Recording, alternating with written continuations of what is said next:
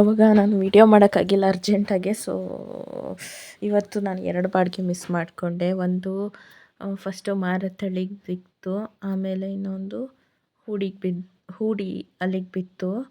ತೆಗಿಲಿಲ್ಲ, ಯಾಕಂದರೆ ನನ್ನ ಗಂಡ ಸ್ಟ್ರಿಕ್ಟಾಗಿ ಹೇಳೈತೆ ಲಾಂಗೆಲ್ಲ ಹೋಗ್ಬೇಡ ಅಂತ. ಲಾಂಗ್ ಹೋಗಿಲ್ಲ ಅಂದರೆ ನಾವು ಅರ್ನ್ ಮಾಡೋಕ್ಕಾಗಲ್ಲ ಅಂತ ಅವ್ರಿಗೆ ಗೊತ್ತು. ಅವರು ಮಾಡೋದು ಅದೇ ಕೆಲಸ. ಬಟ್ ಅವ್ರು 4 ವೀಲರಲ್ಲಿ ಮಾಡ್ತಾರೆ, ನಾನು 2 ವೀಲರಲ್ಲಿ ಮಾಡ್ತೀನಿ ಅಷ್ಟೇ. ನೆನ್ನೆ ಆಲ್ರೆಡಿ ಒಂದು ಬಾಡಿಗೆ ಮಿಸ್ ಮಾಡಿದ್ದಕ್ಕೆ ಟೈಮ್ ಕೂರಿಸಿದ್ರು.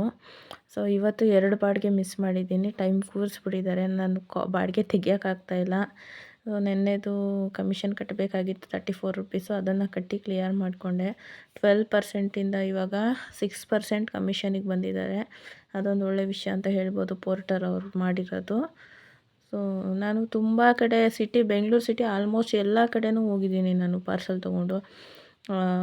ಎಲ್ಲಿ ಹೆವಿ ಟ್ರಾಫಿಕ್ ಇರುತ್ತೆ, ಮಾರತಳ್ಳಿ, HAL, ದೊಂಬಲೂರು, ಎಲೆಕ್ಟ್ರಾನಿಕ್ ಸಿಟಿ, ಮತ್ತು ಸಿಲ್ಕ್ ಬೋರ್ಡು, ಹೆಬ್ಬಾಳ, ಈ ಎಲ್ಲ ಕಡೆ ಆಲ್ಮೋಸ್ಟ್ ಹೋಗ್ಬಿಟ್ಟಿದ್ದೀನಿ. ಆವಾಗಲೇ ನಾನು ಭಯ ಎಲ್ಲ ಬಿಟ್ಬಿಟ್ಟಿದ್ದೆ.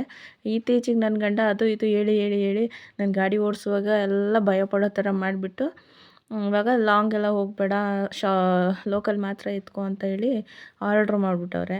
ಅದಕ್ಕೋಸ್ಕರ ಬರೀ ಲೋಕಲ್ದೆ ಮಾತ್ರ ಕಾಯ್ತಾ ಇದ್ದೀನಿ ನಾನು.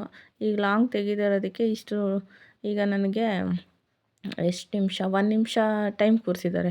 1 ನಿಮಿಷದ ಗಂಟ ಯಾರೂ ತೆಗ್ದಿಲ್ಲ ಅಂದರೆ ಆಮೇಲೆ ನಾನು ತೆಗಿಬೇಕು. ಹೇಗೆ ಮಾಡೋದು ಹೇಳಿ? ನಾನು ಡೈಲಿ 1,000ನಾದರೂ ಅರ್ನ್ ಮಾಡ್ಕೊಂಡು ಬರೋಣ ಅಂತ ನಾನು ಟಾರ್ಗೆಟ್ ಇಟ್ಕೊಂಡಿದ್ದೆ.